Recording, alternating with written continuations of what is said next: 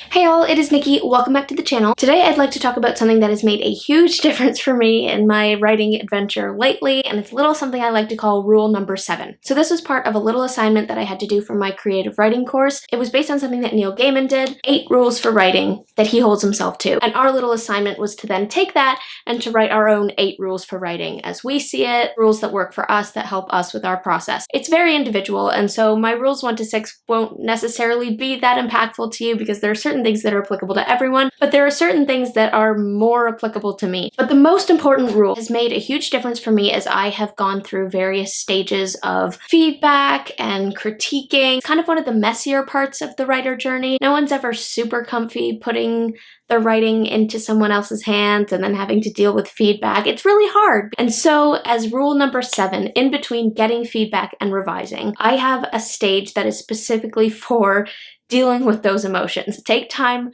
to process. Take time to cry if you need to. Because to be honest, before that, I really took those feelings as like a defeat or a sign that I wasn't ready to be a writer. Like, if I feel this way, it's because my skin's not thick enough, and that means, you know, I can't handle this, or maybe I shouldn't be doing this. This past year has made a huge difference, even in just preparing me for this and giving me more practice. Last fall, you guys all know this, I sent out my book baby, my project that I've been working on forever, to a team of alpha readers, and they got back to me this summer. So I have all their feedback and I've taken peeks at it. It's gonna be so good to dig through it because I already have so many ideas sparked from things that they've said, but it was really hard. It was a really difficult, challenging emotional process. It was a little bit of a hit to morale. I found it a little bit hard to get rolling again. I needed to take time in between before I could even think about touching the writing again because it always hit me. Why do I feel this every time? This is part of the process. I know this is part of the process. Even though I was prepared for it and it was what I wanted, I really just wanted to be able to face it without being affected emotionally by it. But I realize now that that's probably unrealistic. Critiquing is hard. Feedback is hard. You have poured yourself into something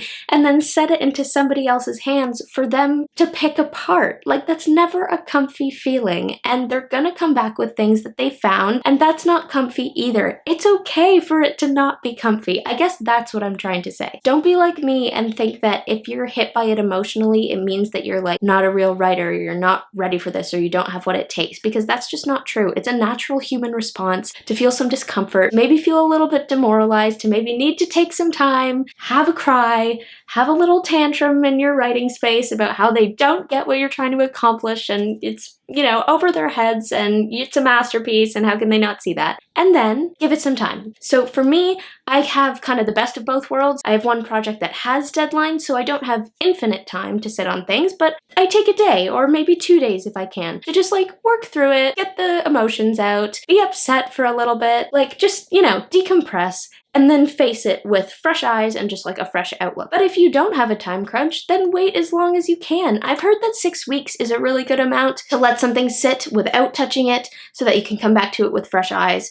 But I don't know, I would say like wait as long as you can, because the longer you wait, the more emotional distance you'll have from it and the more clearly you'll see it when you go and sit down with it again. What often ends up happening for me is that I will sit down at first with the feedback and be like, oh, why don't they understand this? Or I think they're wrong, or I want to push back on this. And then I give myself some time, and when I come back to it, inevitably it's like, oh, they're totally right. I don't need this flashback. I did this weirdly over here. Oh, this can completely be cut. They were right. Like, more often than not, I take the feedback because I recognize that they saw something that I couldn't because I was too close to it. It has been really helpful for me to make that the crying stage, the processing stage, part of my writing process, because then it feels less like a blip and more like, no, this is just a stage in the process, like editing or fixing plot holes. It's a step that I need to go through in order to get to finished product, the revising stage where I roll up my sleeves and get to work again. We are doing the work and it costs us something and it's hard and it doesn't always feel good, but we're doing it anyway so that we can get better and better and so that we can create something meaningful and awesome. I hope that that was encouraging to somebody. Don't forget rule number 7. Thank you so much for watching this video, guys. I hope you enjoyed it, and as always, do not forget to spend some time in the clouds today.